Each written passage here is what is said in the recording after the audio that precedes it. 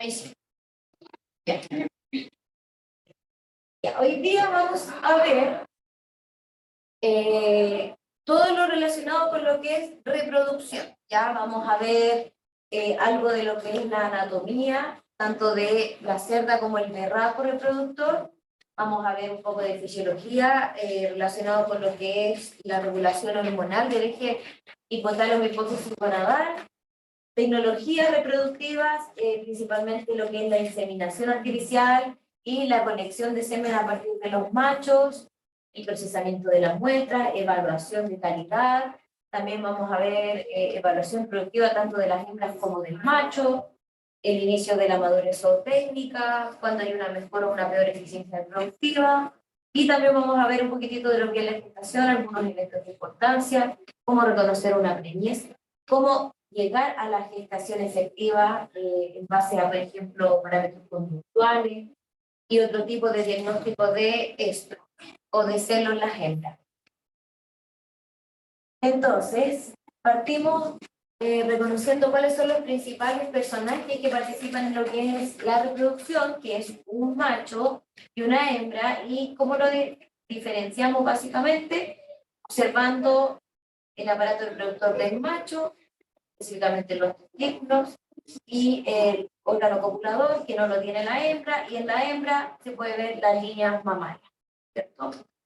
Y que la muestra efectiva, ya sea natural o por medio de inseminación, vamos a tener el producto, que son estos cerditos adorables, que actualmente el sistema intensivo puede llegar a alcanzar una camada de hasta 14 a 15 bichones, que antiguamente con el progreso genético se ha logrado porque antiguamente los tamaños de camada no eran tan grandes como ahora.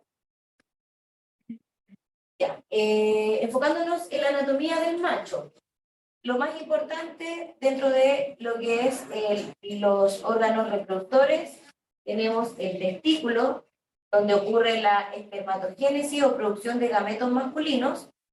Este se caracteriza por estar alojado en una bolsa escrotal hacia el exterior del cuerpo del cerdito, y como ocurre en los machos en general, ¿por qué no se puede alojar en la cavidad inguinal? Por la temperatura, ¿no es cierto? Porque los espermatozoides y estas células requieren de un menor grado de temperatura, y si están alojadas aquí pierden viabilidad. Después de eso tenemos el epidídimo, que es el que conecta directamente con el testículo. Este tiene una cabeza, un cuerpo y una cola, y lo más importante es que aquí ocurre la maduración de las células espermáticas que salen desde el testículo, y que se conecta con un segundo conducto, que es el conducto deferente, que se va a conectar con el órgano copulador, que vendría siendo el pene. Este pene está envuelto por un prepucio, que es otro saco que lo aloja, y que al momento de la copulación o de la extracción del semen, se retrae hacia atrás para poder dar espacio al pene. Y el pene además tiene esta flexura en ese que le da la capacidad de poder extenderse para poder llegar hacia el interior de la vulva de la hembra. Las vesículas o glándulas son también súper importantes, ya que proveen del plasma seminal que acompaña a las células espermáticas, a las células gonadales, y que es súper importante ya que cumple distintas funciones, no solamente de transporte, sino que vamos a ver que cumple funciones nutricionales y que ayudan a la capacitación de estas células. Entonces, escrito para que lo tengan ahí, ya se los mencioné algunas cosas, pero testículos, entonces, espermatogénesis, específicamente al interior de los llamados túbulos seminíferos que componen el testículo. O sea, si nosotros hacemos una sección transversal de un testículo, vamos a ver una red de túbulos, microtúbulos, que se conforman se conocen como túbulos seminíferos. Y aquí adentro vamos a tener las ondas espermáticas, que son las ondas de producción de estos espermatozoides, que van a ver en distintos grados de diferenciación. El pene, el órgano copulador, y los conductos espermáticos, el más importante, el epidídimo, que se conecta directamente desde el testículo y que después se conecta a los conductos deferentes, que son los que toman contacto con el órgano copulador. Aquí tenemos una sección transversal de un testículo, donde se ve la onda espermática, donde van a ocurrir los ciclos de desarrollo de espermatozoides dentro del epitelio. ¿Ya? Y lo más importante es que aquí en el testículo tenemos dos tipos de células. Las células de Sertoli, que son las que componen la matriz de sostén de las células en desarrollo y diferenciación, y las células de Leydig, que son unas células que están hacia el intersticio del exterior. Ambas van a proveer van a tener una función también endocrina de liberación de hormonas, que lo vamos a ver más adelante. Y el desarrollo de las células espermáticas va a tener dos etapas principales. Una de mitosis, donde vamos a tener una multiplicación de células, y la meiosis, que es cuando pasamos desde una célula diploide a una célula haploide. ¿Y por qué tiene que ocurrir eso en una célula germinal? Porque necesitamos que haya ADN genético tanto de la hembra como de la madre. Entonces necesitamos generar células haploides para que una célula haploide con otra haploide se junten y generen un individuo completo, ¿no es cierto? El ciclo germinal del espermatozoide se describe como de 35 días en el cerdo. Ahora no funciona.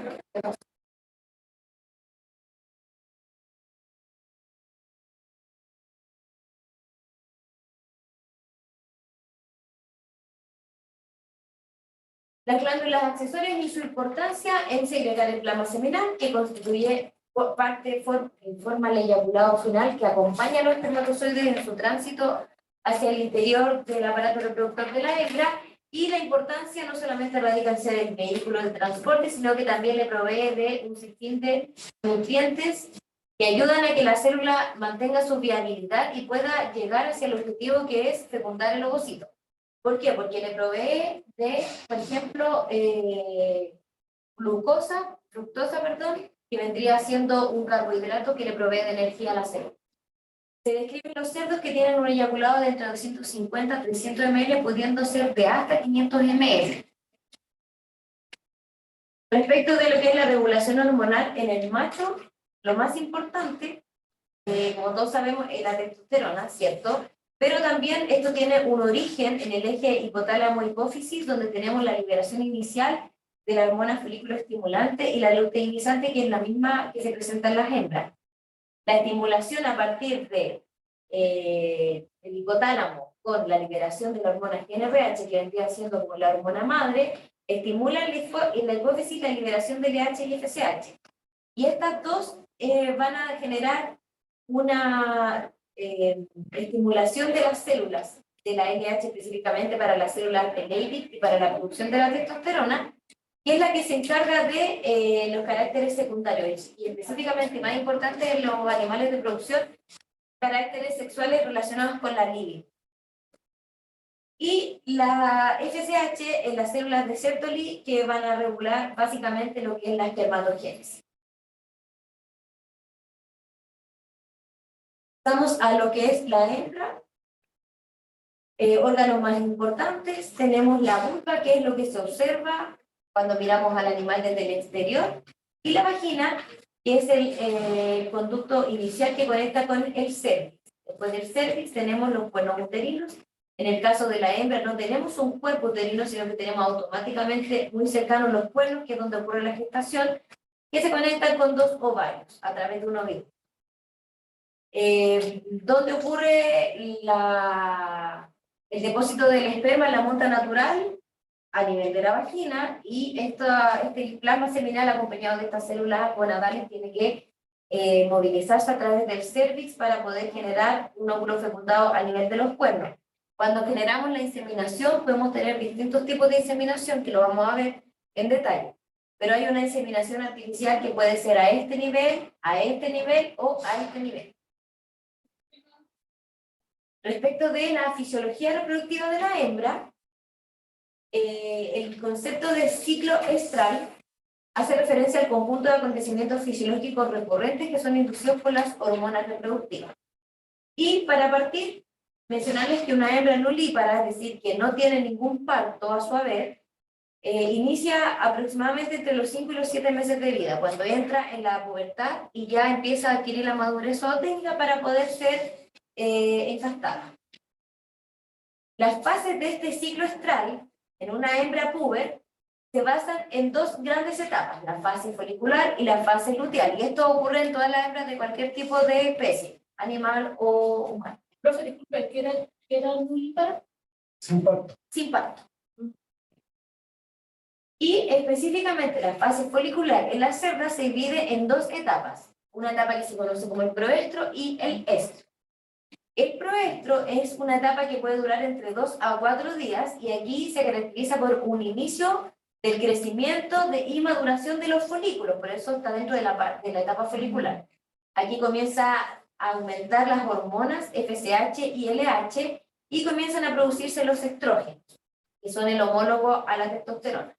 Aquí vamos a observar a la vulva aumentada de tamaño, rojiza, y también vamos a ver un indicio de búsqueda del macho, pero más que nada una monta entre hembras.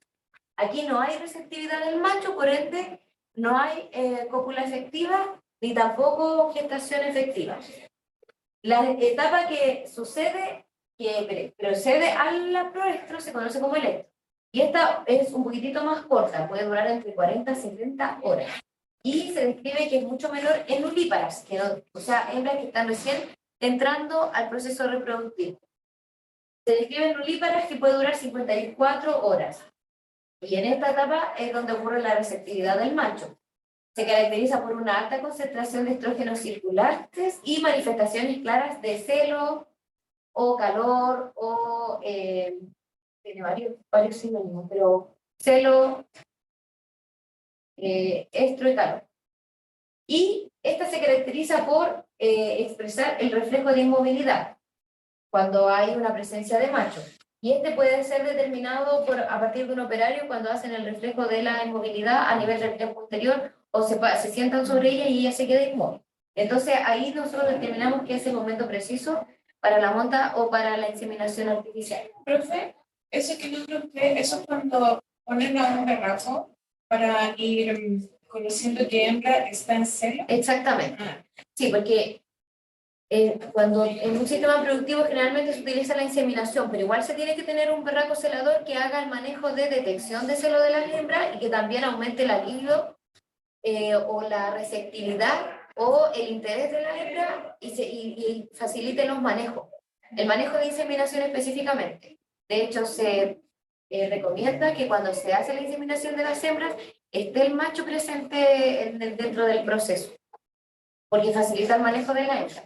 Profesora, Sí. lo hacen en el primer celo. ¿Inseminan a la en su primer celo? Desde que entran en la pubertad se empiezan a hacer los encastes. Pero la fertilidad, la eficiencia de la fertilidad, tanto en hembras como en machos, es un poquitito menos efectiva al inicio de la pubertad y va mejorando conforme progresan, en el caso de las hembras, los ciclos estrales. Y en el caso de los machos, las montas o las utilizaciones. ¿Qué año sería el pic más o menos? En las hembras se determina en cuanto a número de partos y se describe que hasta el 7º parto se acepta que se utilice la hembra y entre el 3er y el 4º parto tenemos el pic de fertilidad óptima. Y en los machos, bueno, está escrito acá, pero en los machos el pic de fertilidad es como entre los 15 meses de vida. Y ellos inician su etapa reproductiva aproximadamente entre los 7 y los 9 meses. Entonces, al principio la fertilidad puede ser un poquitito mala o no tan óptima como es más adelante. Ya. La segunda etapa del ciclo estral, del gran ciclo estral, que tenemos la fase folicular y la luteínica, tenemos dos subetapas, el metaestro y el diestro. La primera etapa de metaestro puede durar aproximadamente 7 días y se caracteriza por el desarrollo del cuerpo lúteo. ¿Y cómo se logra el desarrollo del cuerpo lúteo? Por un cambio en la liberación de hormonas. Esta etapa se caracteriza por ser liberación alta de estrógeno y aquí comienza la liberación de progesterona. ¿Y cuál es la principal característica de la progesterona? En una hembra, mantener la gestación. Y también aquí tenemos la actuación de otras hormonas, como por ejemplo la relaxina, que también ayuda a la luteinización de las células de la granulosa. La etapa de diestro es cuando actúa el cuerpo lúteo y regresa al cuerpo lúteo y se genera la luteólisis. Y aquí es donde se caracteriza una máxima producción de progesterona. Aquí tenemos un gráfico que nos muestra cómo se comportan las hormonas durante el ciclo estral. Primero partimos con un pico o con un aumento de los niveles de estrógeno que van acompañados de la hormona FSH y la LH, y se caracteriza por la presentación del celo, o sea, se requiere de un alto pico de estrógeno para poder tener la conducta para tener la etapa del estro o el celo. Cuando ocurre una gestación efectiva en el celo, por una cruza o por una inseminación, tenemos un aumento de la progesterona que reemplaza los altos niveles de estrógeno. Y estos niveles de progesterona se van a mantener altos para mantener la gestación. Cuando no ocurre una gestación efectiva, desciende la progesterona y se repite el ciclo de hormonas FSH, LH y aumento de estrógeno para el siguiente celo y para repetir el ciclo. Bueno, aquí les puse la progesterona para que sirve, mantener la gestación, y durante la gestación otras hormonas de interés son la prolactina y la oxitocina. Ambas tienen que ver con la producción láctea, específicamente la prolactina tiene que ver con la lactogénesis y la mantención de la producción láctea. Y la oxitocina gana importancia en la etapa del parto, porque induce el parto al contraer el útero y también ayuda a la liberación de la leche al momento del parto. ¿Profe? Sí. Y acá no tenemos, por ejemplo, la hormona de la prostaglandina. La prostaglandina se utiliza para ciertos manejos, como por ejemplo para sincronizar. Pero las hormonas que participan en el ciclo son básicamente estas. La otra artificial. La prostaglandina se utiliza como un fármaco. Ya, comportamiento relacionado a la reproducción. En las hembras específicamente, las hembras se pueden observar más nerviosas e inquietas, puede tener un cierto grado mayor de agresividad entre ellas, y con el macho se reduce notablemente el apetito, puede observarse un poquito de cialorrea, y también son característicos los sonidos acústicos, ¿ya? Porque como les mencioné en una clase anterior, los cerdos se comunican por medio de varios tipos de vocalización. Aquí vamos a observar la vulva y el vestíbulo vaginal tumefactos y enrojecidos. Y lo más característico del estro, reflejo de inmovilidad. El celo verdadero, para que tengan claridad, se precede de un precelo que vendría siendo el proestro, y también tenemos el postcelo que vendría siendo la parte del ciclo de la etapa luteal, ¿cierto? Entonces, importante aquí para poder sincronizar manejos o bien para poder realizar los manejos en el tiempo preciso, porque eso nos va a determinar el éxito de la reproducción dentro de un sistema. Y es más aún específico cuando les explique que la ovulación no ocurre entre las 40 a 70 horas que dura el estro, sino que es mucho más preciso en cuanto a unas horas. Y ahí está la expertise del operario y los manejos dentro de la granja para poder llevar a cabo una inseminación en un tiempo adecuado que coincida junto con la ovulación de la hembra. Características de las cerdas reproductivas es poliéstrica típica no estacional. ¿Qué quiere decir esto? Que tiene estros en ciclos estrales durante todo el año.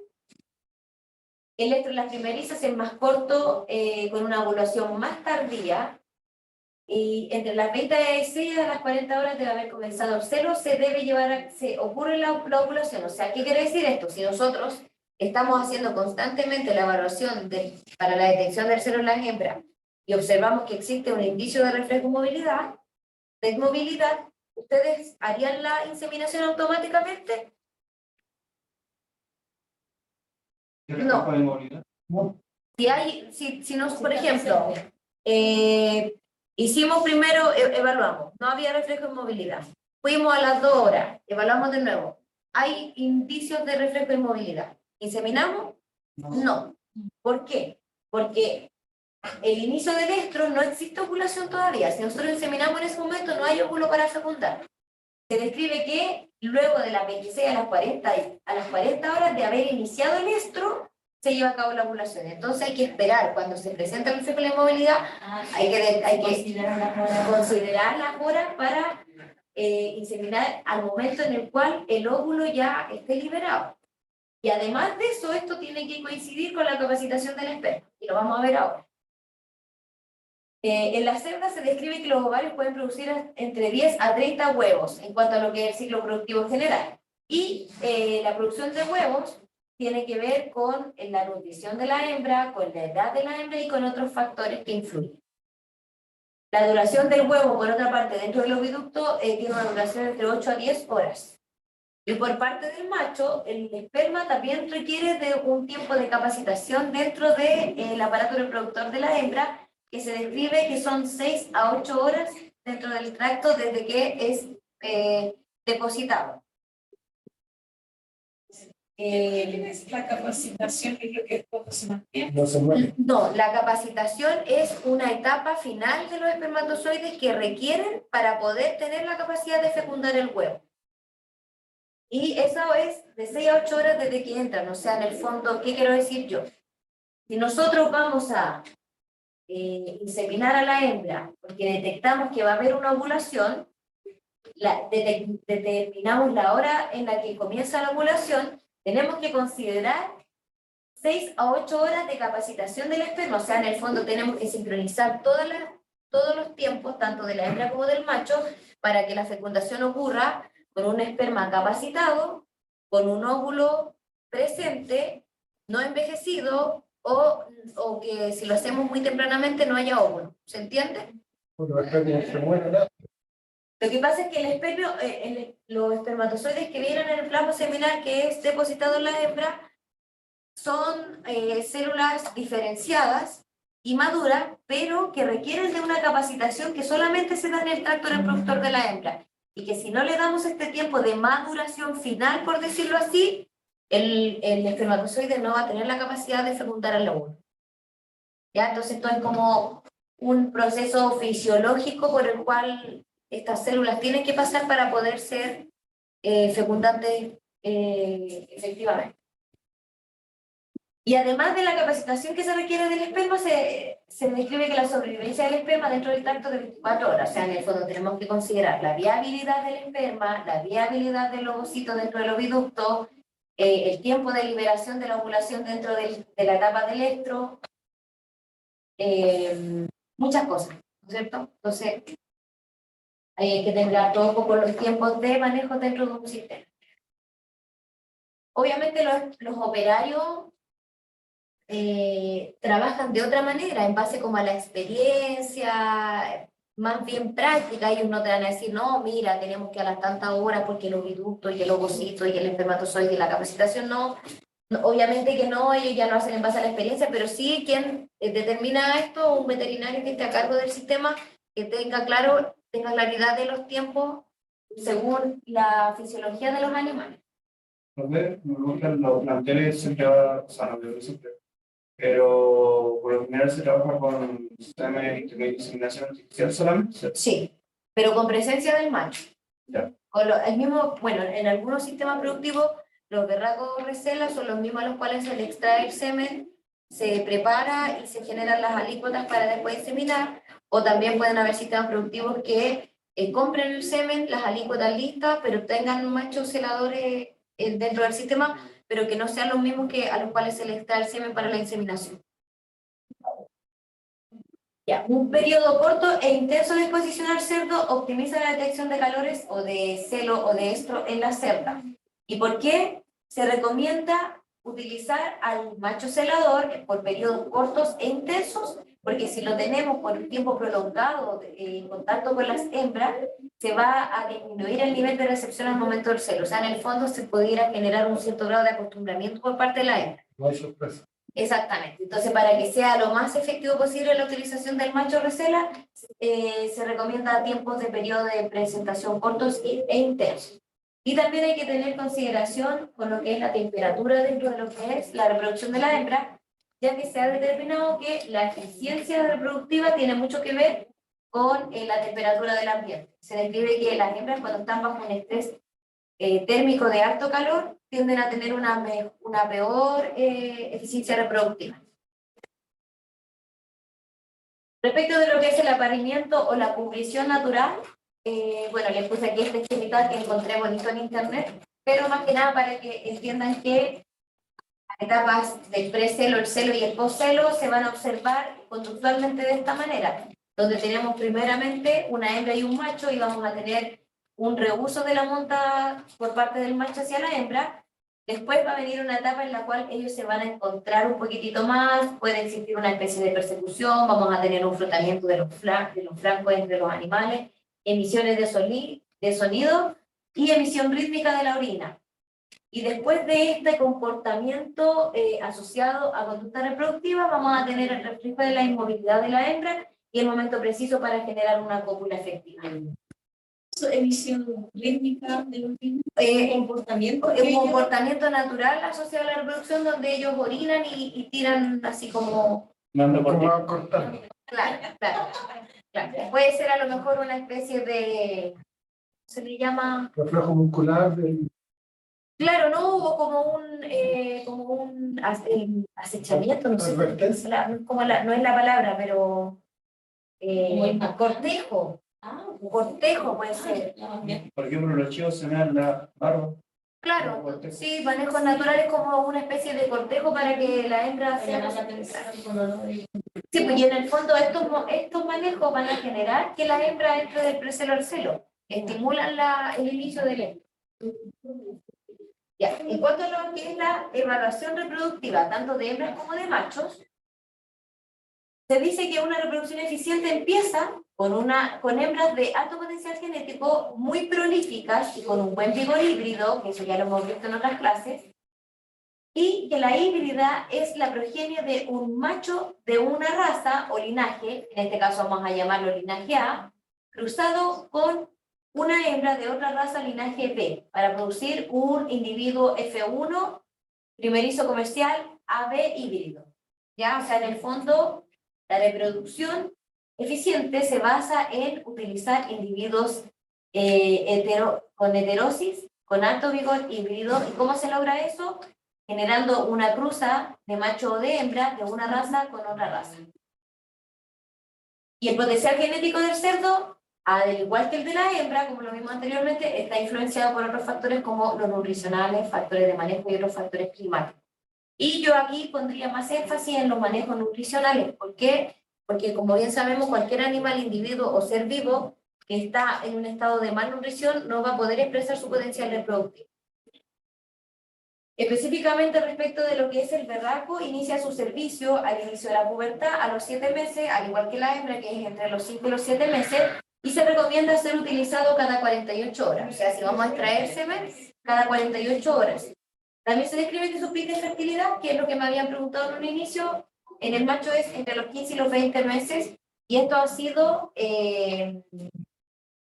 estudiado, por ejemplo, en base a respuestas en cambios de la tasa de la gestación conforme aumenta la edad del berraco, o también en los tamaños de camada que estos proveen conforme aumenta la edad del berraco. Por ejemplo, aquí en estos dos gráficos se observa que un macho de 7 meses de vida tiene una menor tasa de gestación de hembra y un menor tamaño de camada de las hembras que gesta, a diferencia de, por ejemplo, un macho de 19 o 20 meses de vida, donde aquí tenemos como un pic de su fertilidad y de su reproducción o de su respuesta reproductiva.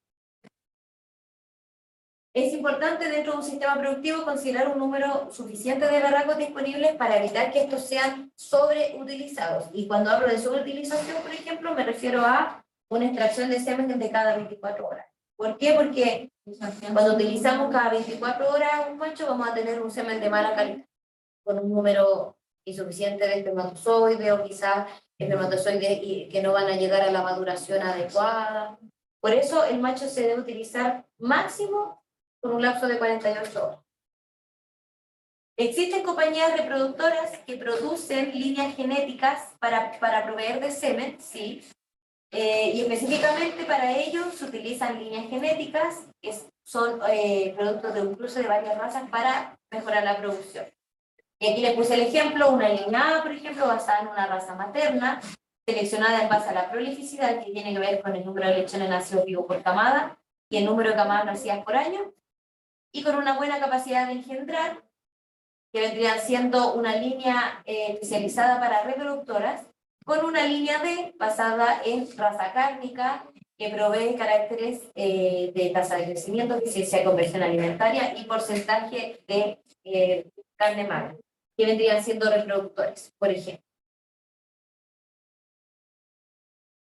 Bueno, aquí un poquito más de lo que provee el vigor híbrido, más número de cerdos, lechones más pesados y más homogéneos en cuanto a su peso al nacimiento, una mejor capacidad maternal, una mejor producción de leche, que va de la mano de una mayor cantidad de cerdos destetados, una mejor fertilidad general, una mayor libido en el berraco, mejor conformación de pezones y abromos en las tetas y una longevidad aumentada. O sea, en el fondo, el vigor híbrido, tanto en reproductores macho como hembra, provee de múltiples beneficios que se traducen en mejor producción en el sistema.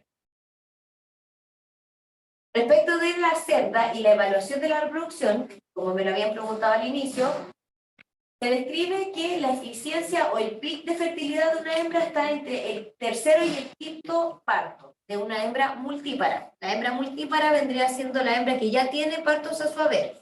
La nulípara es que no tiene ningún parto. La chanchilla. Entonces, el tercer al quinto ciclo y gestación son los más productivos y se recomienda no superar el séptimo. ¿Por qué? Porque después de la octava gestación se describe que hay un mayor porcentaje de mortalidad, que las hembras tienden a aplastar más a sus lechones y eso se traduce en mayores porcentajes de mortalidad total. O sea, en el fondo existen ciertos problemas tanto en hembra primeriza, chanchilla, donde tenemos una fertilidad un poquitito más precoz, que podría ser un poquitito menor, y también las hembras viejas presentan otro tipo de problema y por eso se recomienda hacer un recambio entre el año y medio y los 2 años de vida de la cerda, ya para no llegar a... Una consulta con respecto a eso.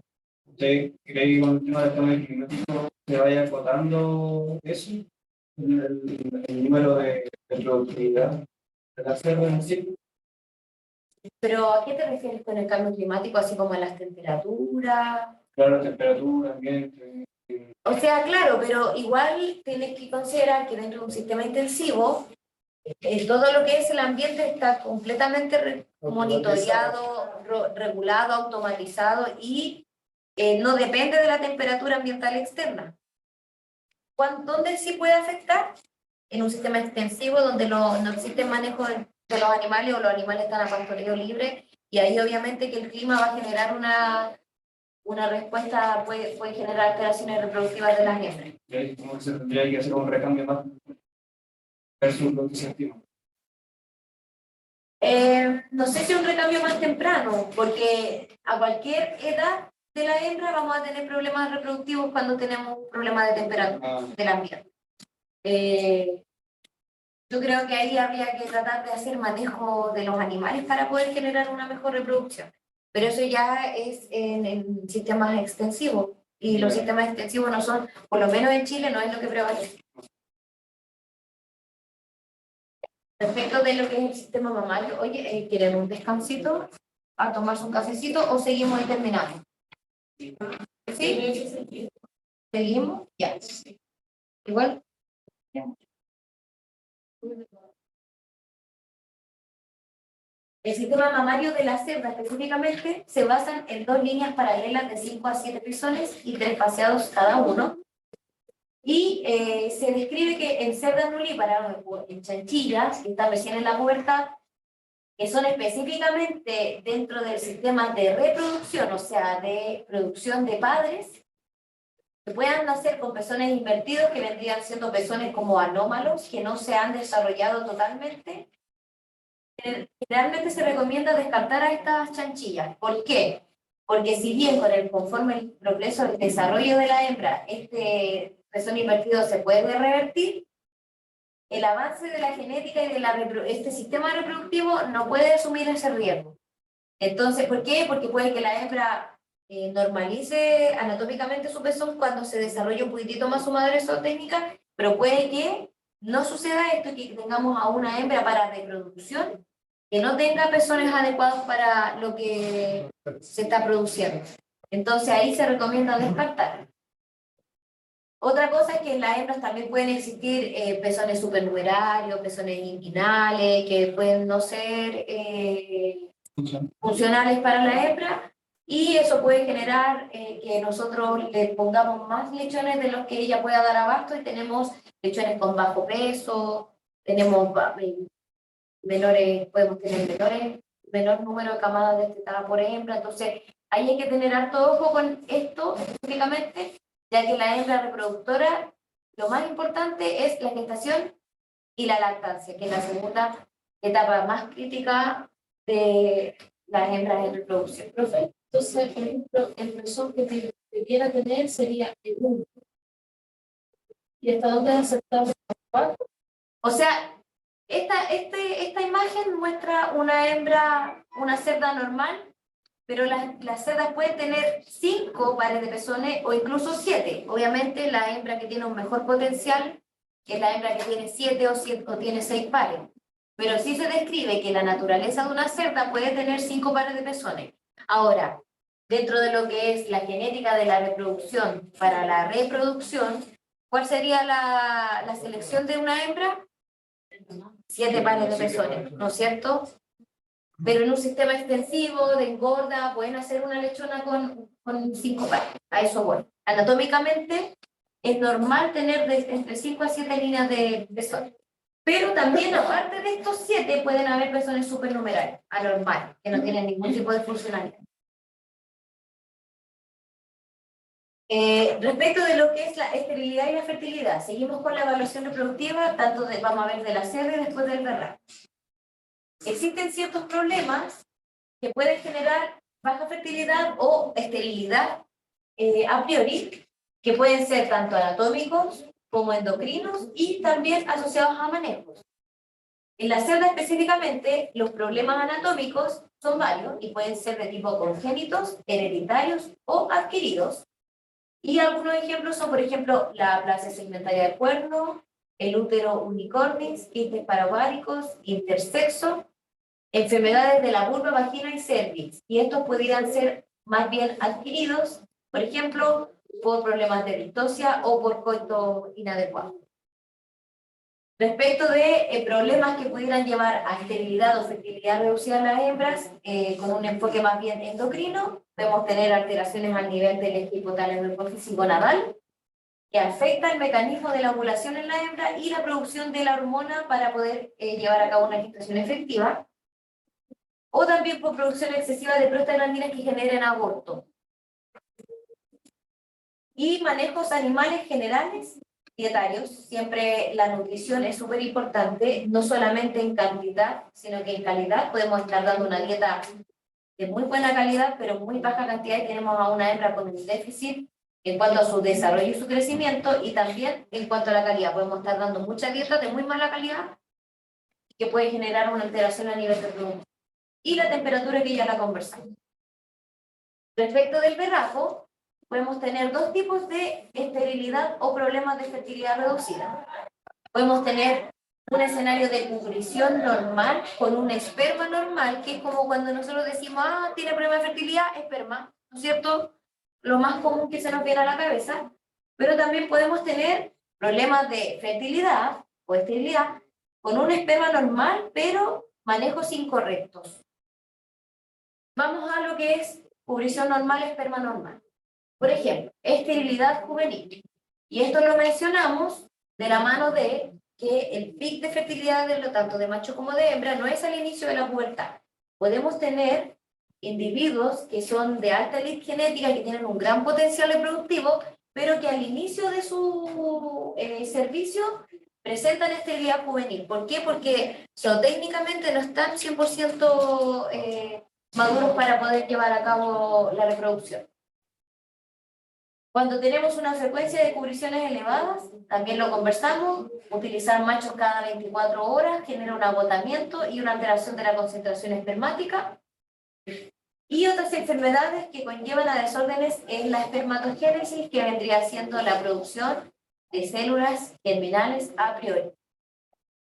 otras alteraciones anatómicas, como por ejemplo la quiritorquidia o la monorquidia, y que obviamente se describe que el individuo debe ser descartado, dado que esto es una enfermedad de tipo hereditaria y se recomienda siempre no generar cruza de estos individuos.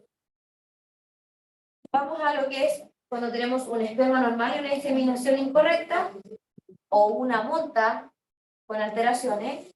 En el caso de una monta natural, por ejemplo, pene corto, puede darse anatómicamente en un individuo, cojeras en los animales que impidan una monta natural, y en el caso de la inseminación, bueno, la cojera también puede llevar a un problema en la colección de esperma. Si tenemos a un individuo con una cojera, también al momento del manejo de la extracción para poder generar alícuotas de inseminación podemos tener problemas.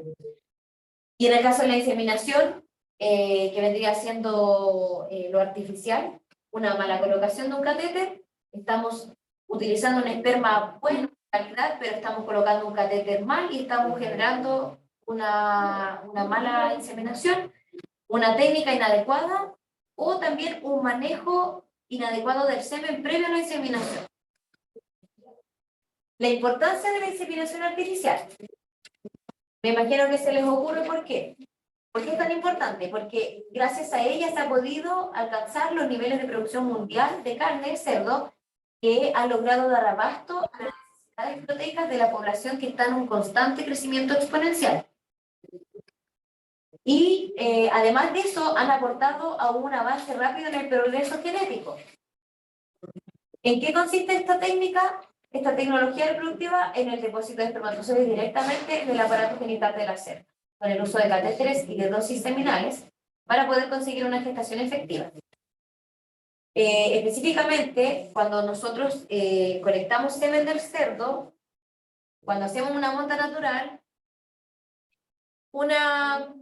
todo el semen aportado por el cerdo va a generar una posible gestación. Pero cuando nosotros extraemos el semen de este cerdo, podemos diluirlo y con solamente una extracción podemos inseminar hasta entre 20 a 60 cerdas, con solamente un eyaculado, lo que favorece la difusión más rápida en el progreso genético y obviamente la eficiencia de utilización de los berracos. Además de eso, bueno, facilita trabajos de las granjas, dado que podemos sincronizar esto, podemos sincronizar inseminaciones artificiales, y eso nos va a llevar después a que todas las hembras se gesten al mismo tiempo, sincronizamos partos, sincronizamos destete y ordenamos el sistema en general. Y obviamente requiere personal capacitado para poder llevar a cabo esta práctica. Los pasos y las condiciones de la inseminación, específicamente IIC, que tiene que ver con inseminación intracervix. Se describe que se requiere de un tiempo de inseminación de 3 a 8 minutos. Parte con una limpieza y desinfección de la vulva con un producto no espermicida, obviamente. Tenemos que generar una desinfección, pero con un producto que no mate los espermatozoides que vamos a depositar. Se introduce el catéter estéril envasado desechable y se recomienda hacer el manejo en presencia del macho que recela. Se deposita una dosis seminal de unos 80 a 100 ml que tiene una capacidad de 3.000 millones de espermatozoides y se recomienda dejar el catéter insertado unos minutos antes de retirarlo, cerrando un tapón antirreflujo para que haya una gestación efectiva, para que no haya un reflujo de la dosis seminal. Ahí les puse la imagen de lo que ya les expliqué. Se hace una limpieza exterior, se puede utilizar algún tipo de lubricante para no generar algún tipo de daño a nivel de la vagina, se introduce el catéter, se pone la dosis seminal, se espera un ratito y después se retira. En cuanto al manejo de la recolección del semen, se requiere de, bueno, esta tecnología de última generación, que son estos caballetes, donde el macho lo acostumbran y lo condicionan a que cuando ve el caballete, él va inmediatamente a la conducta de monta para poder extraer el semen. Se recomienda que este esté impregnado de olores y de orina de tanto hembras como de machos para estimular la libido, y el operario tiene que estar calmado y tranquilo para el momento de la extracción. Se debe estimular la libido, ya se lo dije cómo. También se genera una limpieza del prepucio y existen unos antisépticos especiales para para la utilización que específicamente por ejemplo, no debiera generar muerte de espermatozoides. Y se debe exponer el pene desde el prepucio y generar la estimulación manual, que eso lo tiene que hacer el operario. Se describe que las fases de la eyaculación del cerdo podemos tener, tenemos dos fracciones, la fracción rica y la fracción pobre. Pero antes de la fracción rica tenemos los primeros chorros que se basan en solamente plasma seminal proveído por las glándulas accesorias que son entre 10 a 15 ml y lo que hacen es limpiar el conducto para que después venga la fracción rica en espermatozoides que vendría siendo la parte más blanca y lechosa, como la más gruesa, la que trae más células. Y después de esta fracción rica viene la fracción pobre, que son aproximadamente entre 200 a 300 ml, que si bien también tiene espermatozoides, es más rica en solamente plasma seminal. ¿Qué se hace con este espermatozoide, con este semen? Una vez que se colecta, se debe evaluar su calidad. ¿Y esto cómo se hace? Por ejemplo, evaluando la motilidad espermática progresiva y no progresiva, la concentración espermática, la morfología celular espermática, la cual nos puede dar indicios de defectos a nivel de la cabeza, el cuello o la cola, que haya ausencia de aglutinación que puede dar indicios de alguna enfermedad infecciosa. Se evalúa la fracción espermática general de lo colectado, que tiene que ser entre un 30 a un 50%, y la capacidad fecundante in vitro de ovocitos también es una técnica que puede llevarse a cabo porque si bien podemos tener espermatozoides vivos con una morfología aparentemente adecuada y con una motilidad, pero también puede que estos espermatozoides no tengan una capacidad fecundante y para eso pueden existir unos estudios in vitro. Pero, como si bien lo recuerdan, yo les dije que el semen que se colecta o que sale del macho tiene que tener una capacitación dentro de la hembra. Entonces, si nosotros queremos hacer esta prueba, tenemos que proveerle de todo lo necesario para estas células para que tengan esa capacitancia de manera in vitro en una placa Petri al momento de tener contacto con el ovocito. Existen centros de inseminación que analizan los eyaculados y se describe que un semen que contiene más de un 20% de espermatozoides anormales y menos de un 70% de ellos están vivos, tiene una elevada probabilidad de estar en la zona de no fecundante, por lo cual se recomienda no utilizar ese semen para intentar hacer inseminaciones, sino más bien cambiar al macho que lo está proveyendo. ¿Por qué se pueden dar algunas fallas en la inseminación artificial? Respecto de lo que es el semen, por una mala extracción, una mala difusión, una mala conservación o por una aplicación inadecuada de la dosis seminal. Esto puede generar una mortalidad precoz de los espermatozoides, por ejemplo, cuando los diluimos de manera inadecuada para sacar varias alícuotas de inseminación, cuando, por ejemplo, utilizamos un semen envejecido que ha estado conservado por mucho tiempo, cuando las condiciones de conservación son inadecuadas, por ejemplo, alteraciones térmicas o exposición a la luminosidad, cuando se utilizan diluyentes mal dosificados que generan un pH inadecuado en las células, cuando tenemos una ausencia de antibiótico en la dosis seminal y esta estaba contaminada, o cuando tenemos un incorrecto calentamiento de la dosis seminal al momento de ser utilizado.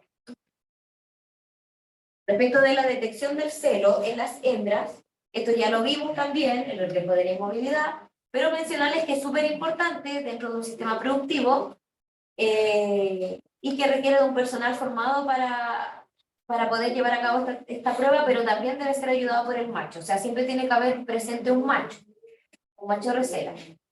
Y para esto, los machos recela tienen que ser machos bien manejables y con alto deseo sexual. O sea, en el fondo, machos viejos ya no nos sirven porque empiezan a tener algunos ciertos problemas de manejo y de agresividad, y además de eso se puede afectar su libido.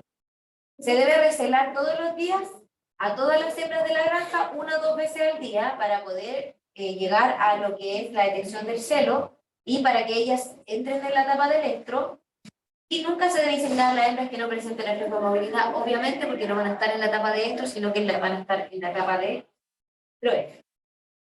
Otros parámetros de detección de celo en la hembra, además de niveles hormonales, pruebas sanguíneas, citología vaginal, resistividad del moco, es decir, la filancia, temperatura de la vulva y ecografía ovárica que nos puede dar indicios de cómo está el ciclo de la folículo y los cuerpos lúteos. Aquí tenemos la ecografía ovárica que nos da cuenta de la dinámica. Y también se puede sincronizar el seno previo a la inseminación, claramente, y si sincronizamos para inseminar, podemos sincronizar todas las etapas posteriores como se lo había mencionado. La complejidad de determinar el momento exacto de la ovulación determina la realización de varias inseminaciones con intervalos de 24 horas desde el signo de inmovilidad al macho hasta el fin del evento, para asegurar la máxima fertilidad y prolificidad de la hembra. O sea, ¿qué quiero decir con esto? Nosotros tenemos que tener una buena detección de electro y poder calcular el momento de la ovulación dentro de la etapa de electro para empezar con las inseminaciones, y se recomienda hacer más de una inseminación por hembra para poder tener gestaciones efectivas. ¿Por qué tenemos que asumir que dentro de un evento de inseminación no todas las hembras van a quedar gestadas? Técnicas de inseminación artificial, les había dicho en el inicio de la clase que tenemos más de una. Tenemos la intracervical, la intrauterina post-cervix y la intrauterina profunda, que esta ya tiene que ver con el depósito del semen a nivel de los cuernos. Esta es la más utilizada dentro de los sistemas productivos. Requiere de una mayor cantidad de alícuotas de semen, obviamente, porque el semen tiene un recorrido mayor para poder llegar a fecundar. Estas otras dos son un poquitito más específicas, dado que el depósito del semen es un poquitito más adentro y los espermatozoides requieren de menos como esfuerzo para poder llegar a fecundar. Y se describe que estas se utilizan más en otro tipo de granjas, como por ejemplo las granjas de selección genética, donde se utiliza esta. ¿Y por qué? Porque esta es como más sofisticada, pero es más efectiva. Nos aseguramos de que va a haber una fecundación porque se pone la dosis seminal a nivel del cuerno. Entonces, para programas de selección genética, granjas de selección, se utiliza esta técnica y no esta, porque esta técnica vendría siendo más arriesgada, ¿no es cierto? Otra evaluación respecto de resultados reproductivos de la hembra específicamente. Primero decirles que el éxito de la técnica está determinada por el tiempo de inseminación y su sincronización con la ovulación, lo hemos dicho 1000 veces en la clase. Profesor, ¿Sí? el diapo anterior, Sí. ahí abajo dice, no se usa en granjas programas de selección. ¿Alguien le quiere? Sí. Esta. No se usa en granjas típicas, en granjas, por ejemplo, de multiplicación. Se usa en programas de selección genética, está más redactado. Tiene una coma. No se usa en granjas, coma. Sí en programas de selección genética. Ya. Evaluación de los resultados reproductivos en hembras, tenemos varias, y una de ellas, por ejemplo, bueno, la tasa de gestación y la tasa de parto es como lo más típico, ¿no es cierto? Donde podemos evaluar en porcentual el número de cerdas gestantes por cada 100 hembras inseminadas. Ahí tenemos un parámetro de evaluación reproductiva en hembras que evalúa la tasa de gestación. Y la tasa de partos es otro tipo de parámetro que se puede evaluar, donde podemos tener el número de hembras paridas por 100 hembras cubiertas o inseminadas. Y otro indicador de evaluación de reproducción de la hembra es el indicador DNP. ¿Qué quiere decir DNP? Días no productivos. Y este es un parámetro súper importante, ya que nos va a dar indicios de cuando hay problemas a nivel del sistema productivo. ¿Por qué? Porque este nos da un indicio de la cantidad de hembras que no están ni lactando ni gestando. Y cuando este DNP aumenta, podemos tener problemas serios a nivel del sistema, lo que incluye un aumento de hembras vacías, que son cerdas ni lactando ni gestando, o también puede aumentar por causa de hembras que mueren durante la gestación o de cerdas de primer ciclo con retraso en la aparición de la pubertad. Ya, o sea, en el fondo este indicador de DNP de hembras nos puede dar indicios de problemas a distintos niveles. A niveles de gestación, a niveles de repetición, a niveles de hembras que entran en pubertad. Eso sería como colapso ovular. en el bovino. Sí, sí. Es como te puede dar indicios de que tenemos hembras con retraso en el lapso intraparto, porque podemos tener hembras que mueren, que se pierden, o hembras que se retrasan al retorno del estro. Sí, en realidad nos sirve para todo eso. Respecto de la gestación, aquí puse algunos datitos importantes de lo que ocurre al momento de que se fecunda el huevito. Se describe que entre el día 10 y el 11 inicia el signo de la gestación, y cuando tenemos un fallo de la gestación en este momento podemos tener un retorno al celo retrasado, que podría homologarse al LIP en las vacas. Entre el día 12 y el 14 se generaría la implantación de este huevito fecundado. Y cuando tenemos falla en el progreso de estos días, también podemos tener un retorno al celo retrasado de más días. Si acá teníamos 22, 26 días de retraso, aquí vamos a tener 23, 38 días. Vamos a tener un mayor retraso al retorno al celo.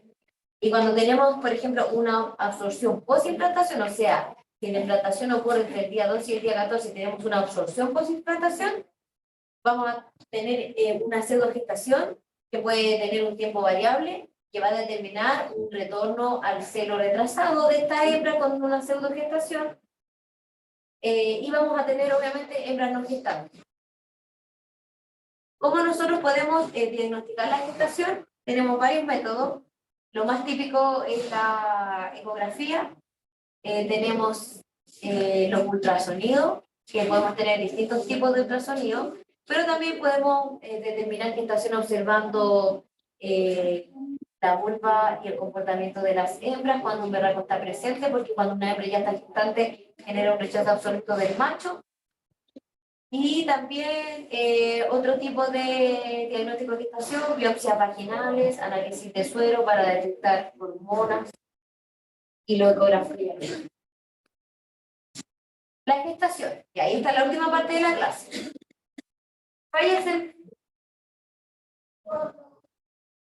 Fallas en la reproducción.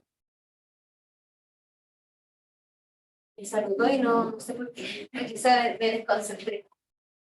Ya, respecto de la gestación, precisamente en la etapa de la gestación también puede haber fallas en la reproducción, ¿no es cierto? ¿Por qué? Porque podemos tener una gestación que se pierde, ya sea por una falla en la implantación o por una reabsorción, y podemos tener un retorno al celo retrasado, podemos tener la absorción, podemos también tener abortos, y eso genera hembras vacías, podemos tener bajas o hembras que se van a matadero o hembras que se van enfermas y también son descartadas.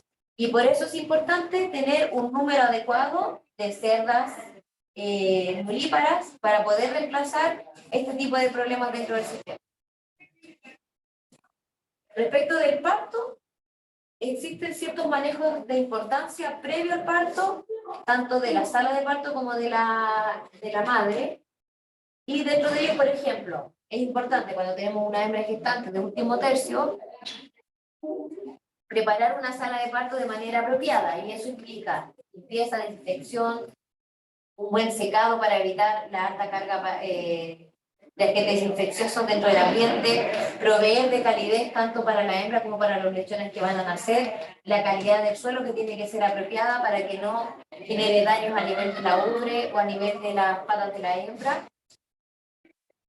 Protección de las corrientes de aire, dado que los lechones que nacen son poiquilotermos y muy dependientes de la temperatura y de las condiciones ambientales generales externas, el alojamiento en general y proveer de comedero y bebedero apropiado para la madre. O sea, todo eso tiene que ver con preparar la sala de parto que sea óptima para recibir tanto a la hembra gestante que va a parir como a los lechones. Y respecto de la cerda, tiene que estar con su esquema sanitario completo, el cual implica desparasitaciones, vacunaciones, controlar la alimentación, sobre todo en la última parte o previo al parto, y examinar periódicamente la vulva como la ubre, ya que la vulva nos va a dar indicios de un buen parto y la ubre de una buena lactancia. Algunos manejos que se pueden hacer en el preparto específicos sincronizar el parto. Si nosotros sincronizamos la inseminación, también podemos sincronizar el parto para tener a varias hembras pariendo a la vez. El manejo del parto, es importante que haya supervisión de estos partos por parte de un partero. Y se recomienda que los manejos sean durante el parto y los siguientes 2 días para disminuir la mortalidad de los neonatos durante las primeras 48 horas de vida, ya sea por manejos de ambiente, así como también nutricionales, porque no consuman el calostro inicial. Aclimatar a los recién nacidos a los nidos, eso es súper importante. Reduce el número de cerdos golpeados por la madre y acondiciona al lechón las primeras 4 o 6 horas de vida de que el nido es el mejor lugar para descansar y para protegerse. Y se describe que este nido tiene que estar siempre cercano a la cabecita de la madre para poder generar ese lazo madre-hijo al momento de nacer. También ayudar a maximizar la ingesta de calostro de los cerdos, y para eso si se requiere de asistencia, que se debe llevar a cabo. O bien, si no es una asistencia completa, guiar a los lechones en la primera etapa para que puedan consumir este calostro que les va a proveer de la inmunidad pasiva por parte de la madre. Profe, disculpe, cuando habla de los nidos son un lugar aparte donde está la madre. Dentro de la misma jaula de maternidad, hay una parte donde se genera una nidificación para los lechones. Y la vamos a ver ahora. Un poquitito más adelante. Otro manejo importante, no sé si lo hemos mencionado en clases pasadas, es el traspaso de los lechones. ¿Cuándo se genera este manejo? Cuando tenemos, por ejemplo, una hembra que parió un elevado número de lechones, cuando tenemos muy poca uniformidad de pesos al nacer de los lechones, cuando tenemos una poca viabilidad de los lechones en general, cuando vemos que estos están padeciendo de hambre por una mala cantidad de leche, una mala calidad de la leche o una mala lactancia de la madre, o bien cuando tenemos conductas de canibalismo por parte de la madre, enfermedad o muerte de la cerda, obviamente. Y esto se caracteriza por utilizar madres nodrizas para la lactancia de los lechones. Pero este manejo se hace de una manera específica. ¿Cómo se hace? Tenemos cerdas que parieron, por ejemplo, un exceso de lechones y tenemos que hacer transferencia de lechones. Los lechones que se transfieren de esta madre que recién parió, los lechones de día 1, se van a transferir a una cerda que lleva 7 días de lactancia. Esta cerda que tiene 7 días de lactancia con sus lechones va a tener que, a la vez, transferir parte de sus lechones de día 7 hacia una segunda hembra que va a tener 15 días de lactancia. Y esta hembra que tiene 15 días de lactancia, como va a recibir lechones y no va a dar abasto para todos sus lechones, más estos lechones nuevos, tiene que transferir a su vez a una hembra con 21 días de lactancia. Pero esta hembra de 21 días de lactancia va a estar destetando a sus lechones. Entonces ella va a tener la capacidad de recibir este número de lechones y terminar de alimentarlos, lactarlos hasta el momento del destete. ¿Por qué no entregamos lechones de día 1 a las hembras que van a estar en proceso de destete? Por el calostro y además por la calidad de la leche, porque la leche igual va mutando conforme progresa la lactancia. Entonces, los lechones que están en esta etapa de lactancia van a tener una mejor recepción de esta calidad de la leche y esta de esto y esta de esto. ¿Se entiende? Ya. Aquí vamos a ver lo que preguntaste sobre el respecto de los nidos. El diseño de la jaula y de los corrales de parto es importante tanto para el manejo de las cerdas como de su camada. Y respecto de los manejos generales de los operarios, este debe proveer de seguridad al personal y facilidad de manejos tanto para maniobrar lechones como ubres de la hembra. Debe ser óptimo para poder proveer de tratamientos, tanto a la madre como de los lechones, proveer de alimentación, cambios de comida y también manejo de nidos e higiene en general. La posición del nido debe ser seguro y cercano a la cerda para los lechones y idealmente cerca de su cabeza. Y este nido va a proveer de una disminución de la mortalidad de los lechones por aplastamiento y por enfermedades, además de que se recomienda que el corral sea óptimo, de modo que ahorre espacio en la sala de parto. Y aquí tenemos la imagen de cómo se observaría una jaula de maternidad. Aquí tenemos el espacio de la hembra, ¿no es cierto? Está dentro de una jaulita con estos separadores laterales que van a ayudar como a un acople de los lechones y para que haya como un orden. Se recomienda que el nido esté aquí, a nivel de la cabeza de la hembra y cercano a la hembra. Aquí en esta parte donde va a estar la cabeza de la hembra siempre tiene que haber cercanía del comedero y del bebedero, ¿no es cierto? Y el nido de los lechones siempre tiene que estar proveído de una fuente de calor, en este caso lámparas de infrarrojo que proveen de calor en los lechones. ¿Por qué parte viene ahí el ventilador? Bueno, por toda esta parte, y también tendría que tener una capacidad de llegada por esta parte, en realidad por todo en general, pero si tiene que ingresar, por ejemplo, acá, se describe que tendría que, acá por este lado, tiene la capacidad de trabajar con la hembra, y por este lado también, y para trabajar en el nido con los lechones tendría que tener la capacidad de poder ingresar acá, y por eso aquí se describe que este espacio tendría que ser como un espacio ahorrado, donde el operario pudiera ingresar y hacer ciertos manejos. Entre jaula y jaula de hembra tiene que haber un espacio, un recorrido de los operarios para poder hacer ciertos manejos también. Entonces, la eficiencia de estas jaulas, en cuanto al diseño, tiene que tener la capacidad de disminuir la mortalidad de los lechones, generar el mayor confort de la cerda dentro de lo que se pueda, y generar un acceso óptimo de los lechones a las dos líneas mamarias de la hembra. Se describe que el suelo puede ser sólido, o también puede tener perforaciones completas o parciales, pero este tiene que ser aislado, no resbaladizo y que no genere abrasión. Y se describe que la mortalidad aceptada dentro de los neonatos tiene que fluctuar entre el 5 y el 8%. Si tenemos dentro de un sistema productivo una mortalidad de un 10 o un 11%, porque estamos teniendo problemas a nivel de manejos generales de la jaula de maternidad. Ah, pero eso es por ejemplo, del sistema en general. De todo el Del sistema en general. O sea, por ejemplo, de la parte de maternidad de un sistema productivo, un 5 o un 8% de mortalidad de los lechones general. Pero eso no considera lechones nacidos muertos también.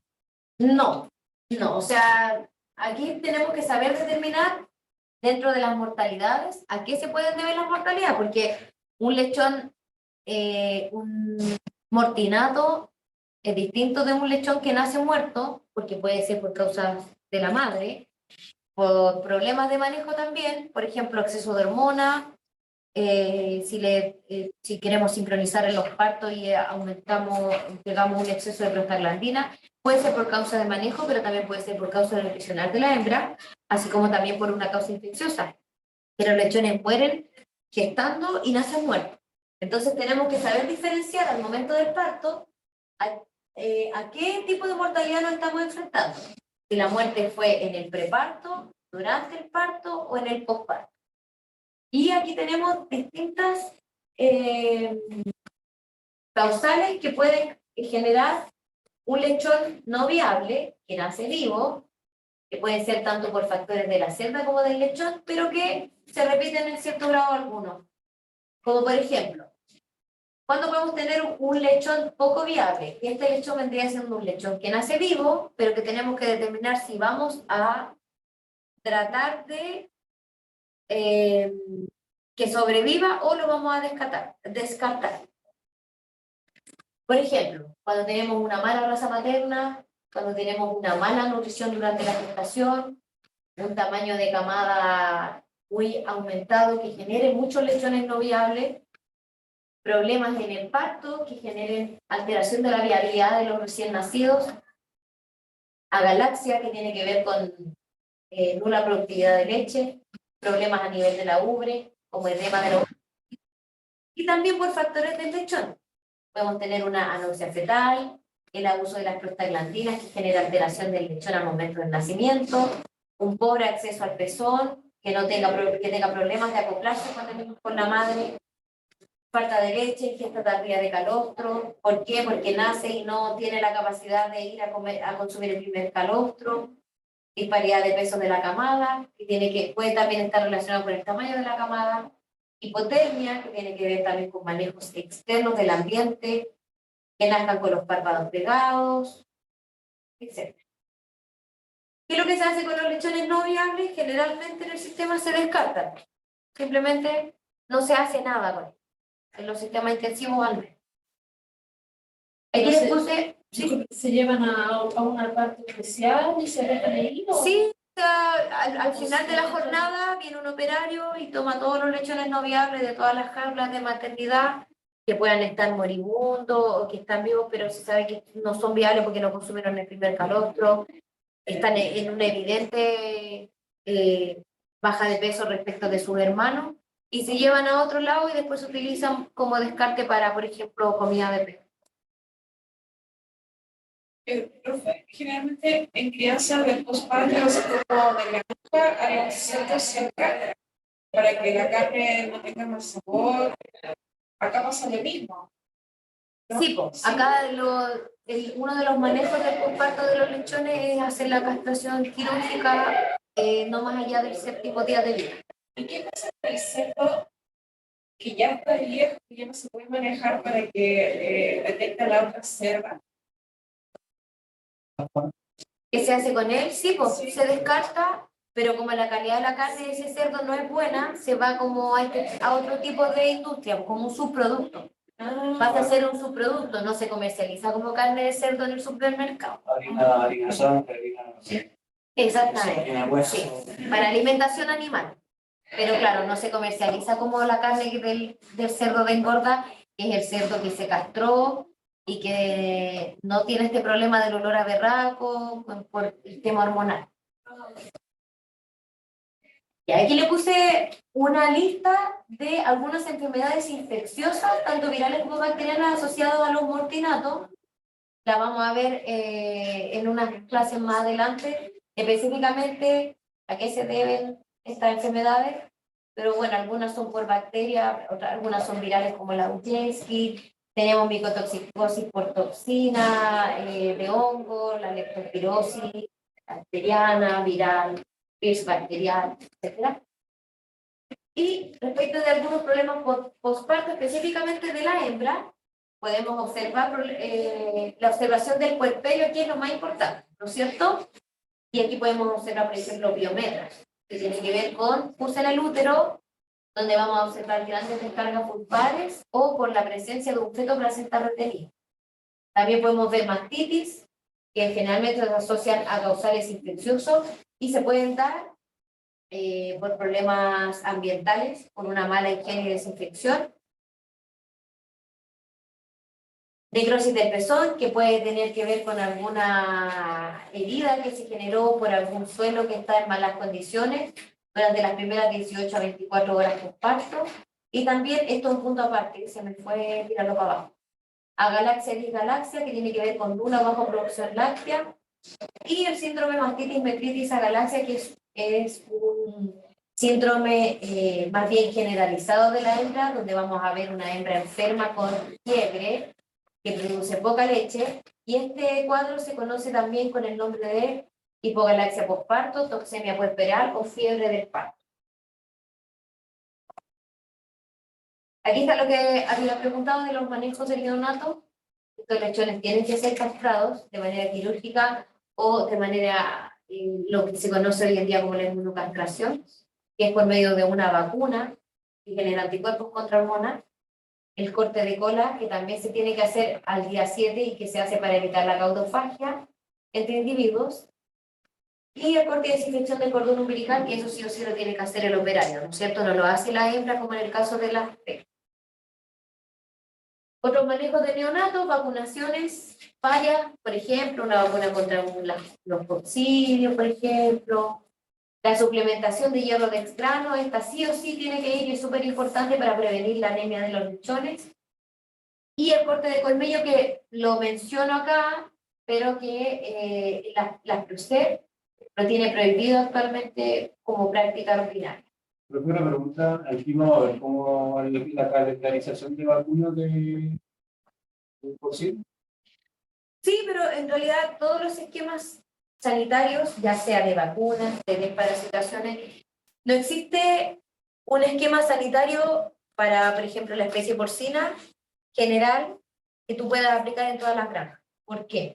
Porque todas las condiciones de cada granja son distintas. Cada granja de por sí, ya sea por su ubicación geográfica, por sus características medioambientales, van a tener distintos patógenos o noxas que van a estar amenazando el sistema. Entonces tú tienes que siempre ajustar tu sistema de vacunaciones, el tipo de vacunas que vas a utilizar, el tipo de antiparasitario, de acuerdo a lo que se presente dentro de tu sistema. Si tú tienes una mayor prevalencia, por ejemplo, de una enfermedad infecciosa viral o bacteriana, ahí tú vas a determinar qué vacunaciones realizar o qué tipo de antibacterianos utilizar, que pueden ser entregados en el pienso, en el agua de manera preventiva. Entonces, yo voy a presentarles un ejemplo pero no quiere decir que ustedes, si van a trabajar, no sé, al sur o al norte a una producción porcina, van a llevar este esquema y lo van a implementar. Ustedes tienen que hacer un análisis de cuáles son los principales problemas infecciosos dentro de la misma granja para determinar con qué vacunar y con qué desparasitar o qué tipo de antibiótico utilizar. Lo que me pregunta dirigir así como, por ejemplo, el clínico menor, si puede hacer Sí, no, pero el sistema productivo, como se trabaja con medicina de rebaño, es un poquito más distinto. Igual hay algunas vacunas que se describen que se utilizan, por ejemplo, para prevenir el nacimiento de lechones infectados en la hembra gestante a cierta etapa de vida. ¿Ya? Pero no se utilizan en todos los sistemas. Y ahí terminamos. ¿Alguna otra duda? ¿Listas? La lista, no, las pruebas yo no las entrego porque no puedo entregarle las pruebas, pero si ustedes quieren, yo la otra semana les traigo las pruebas para que las revisen, para que las miren, para que cuenten los puntos. Si ustedes quieren echar una revisión, no tengo ningún problema en traerse. Ya tienen hay que hacer una hoja para Una hojita para todos. Y para los que están por Zoom, que pongan su nombre y su apellido en el chat, por favor.